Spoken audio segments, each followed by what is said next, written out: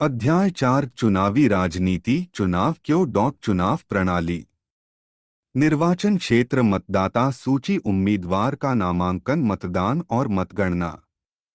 चुनाव आयोग भारत में चुनाव क्यों लोकतांत्रिक है। चुनाव क्यों लोकतंत्र शासन का एक ऐसा रूप है जिसमें शासकों का चुनाव लोग करते हैं। चुनाव या निर्वाचन लोकतंत्र का एक महत्वपूर्ण प्रक्रिया है जिसके द्वारा जनता लोग अपने प्रतिनिधियों को चुनती है। चुनाव लोगों को सरकार के कामकाज का फैसला करने का अवसर देते हैं। लोग चुनाव में अपनी पसंद के उम्मीदवार का चुनाव करते हैं। चुनाव लोगों को न्यायपालिका के कामकाज का मूल्यांकन करने का अवसर देते हैं। लोग चुनाव से अपनी पसंद की नीतियां बना सकते हैं। चुनावों की जरूरत क्यों है। इसलिए अधिकांश लोकतांत्रिक शासन व्यवस्थाओं में लोग अपने प्रतिनिधियों के माध्यम से शासन करते हैं और जिससे लोग नियमित अंतराल पर अपने प्रतिनिधियों को चुन सकें और अगर इच्छा हो तो उन्हें बदल भी दें। इस व्यवस्था का नाम चुनाव है। वे अपने लिए कानून बनाने वाले का चुनाव कर सकते हैं। वे सरकार बनाने और बड़े फैसले करने वाले का चुनाव कर सकते हैं। वे सरकार और उसके द्वारा बनने वाले कानूनों का दिशा निर्देश करने वाली पार्टी का चुनाव कर सकते हैं। चुनाव को लोकतांत्रिक मानने के आधार क्या है। पहला, हर किसी को चुनाव कराने की सुविधा हो, यानी हर किसी को मताधिकार हो और हर किसी को मत कर समान मोल ही। दूसरा, चुनाव में विकल्प उपलब्ध हो, पार्टियों और उम्मीदवारों को चुनाव में उतरने की आज़ादी हो और वे मतदाताओं के लिए विकल्प पेश करें। तीसरा, चुनाव का अवसर नियमित अंतराल पर मिलता रहे। नए चुनाव कुछ वर्षों में जरूर कराए जाने चाहिए। चौथा, लोग जिसे चाहे वास्तव में चुनाव उसी का होना चाहिए। पांचवा, चुनाव स्वतंत्र और निष्पक्ष ढंग से कराए जाने चाहिए जिससे लोग सचमुच अपनी इच्छा से व्यक्ति का चुनाव कर सकें।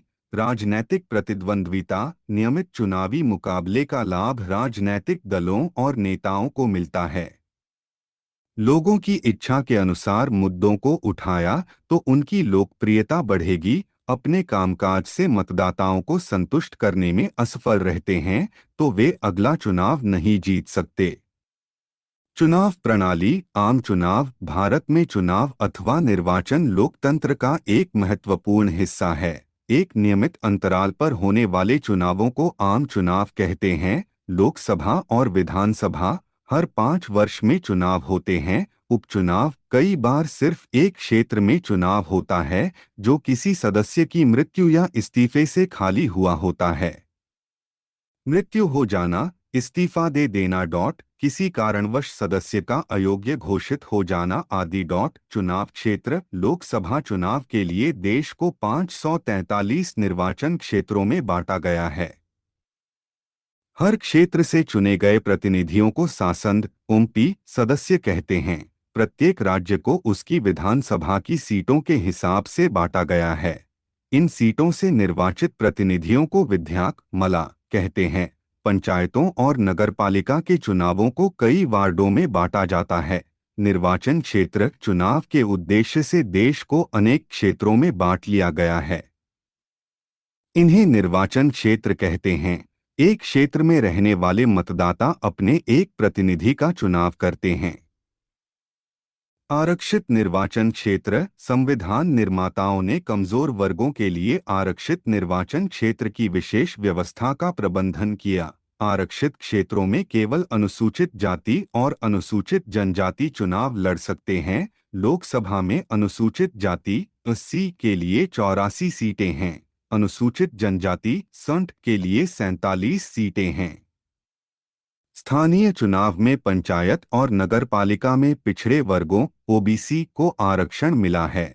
महिलाओं को भी आरक्षण मिला है। उपविभाजन प्रकार निर्वाचन क्षेत्रों की संख्या आंध्र प्रदेश राज्य 25, अरुणाचल प्रदेश राज्य 2, असम राज्य 14, बिहार राज्य 40, छत्तीसगढ़ राज्य 11, गोवा राज्य 1, गुजरात राज्य 26, हरियाणा राज्य 10, हिमाचल प्रदेश राज्य 4, झारखंड राज्य 14, कर्नाटक राज्य 28, केरल राज्य 20, मध्य प्रदेश राज्य 29, महाराष्ट्र राज्य 48, मणिपुर राज्य 2, मेघालय राज्य, नागालैंड राज्य 1, उड़ीसा राज्य 21, पंजाब राज्य 13, राजस्थान राज्य 25, सिक्किम राज्य 1, तमिलनाडु राज्य 39, त्रिपुरा राज्य 2, उत्तराखंड राज्य 5, उत्तर प्रदेश राज्य 80, पश्चिम बंगाल राज्य 42, तेलंगाना राज्य 17, चंडीगढ़ केंद्र शासित प्रदेश 1, पुदुचेरी केंद्र शासित प्रदेश 1, जम्मू और कश्मीर केंद्र शासित प्रदेश 6, लक्षद्वीप केंद्र शासित प्रदेश 1, दादरा और नगर हवेली केंद्र शासित प्रदेश 1, दमन और दीव केंद्र शासित प्रदेश 1, राष्ट्रीय राजधानी दिल्ली केंद्र शासित प्रदेश 7, अंडमान और निकोबार द्वीपसमूह केंद्र शासित प्रदेश 1। मतदाता सूची हमारे देश में 18 वर्ष या उससे ऊपर की उम्र के सभी नागरिक चुनाव में वोट डाल सकते हैं। नागरिक की जाति धर्म लिंग चाहे जो हो उसे मत देने का अधिकार है। उम्मीदवार का नामांकन उम्मीदवार बनने की न्यूनतम आयु 25 वर्ष है। भारत का नागरिक होना चाहिए। उम्मीदवार और उसके परिवार के सदस्यों की संपत्ति और देनदारियों का ब्यौरा, उम्मीदवार के खिलाफ चल रहे गंभीर आपराधिक मामले। उम्मीदवार के शैक्षिक योग्यता, चुनाव अभियान उम्मीदवार ये सब काम नहीं कर सकती।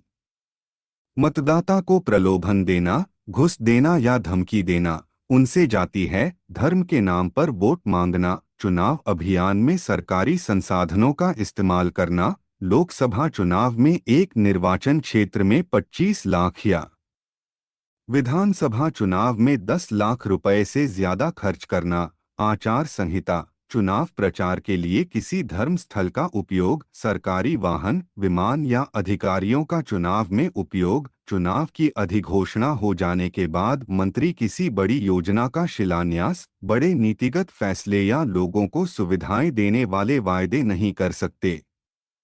मतदान और मतगणना चुनाव का आखिरी चरण है। मतदाता उम्मीदवार को वोट देता है। मतदान के बाद मतों की गिनती की जाती हैं। जो सबसे आगे वही जीते।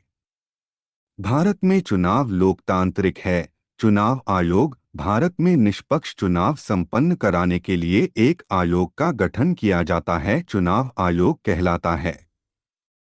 चुनाव निष्पक्ष कराने के लिए आयोग की जिम्मेदारी महत्वपूर्ण है। भारत में चुनाव आयोग के अधिकार निम्न हैं। 1. चुनाव आयोग चुनाव की अधिसूचना जारी करने से लेकर चुनावी नतीजों की घोषणा तक पूरी चुनाव प्रक्रिया के संचालन के हर पहलू पर निर्णय लेता है। 2.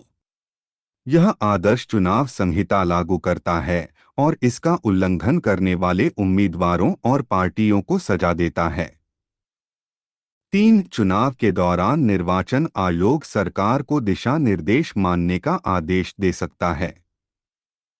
इसमें सरकार द्वारा चुनाव जीतने के लिए चुनाव में सरकारी मशीनरी का दुरुपयोग रोकना या अधिकारियों का तबादला करना भी शामिल है। 4.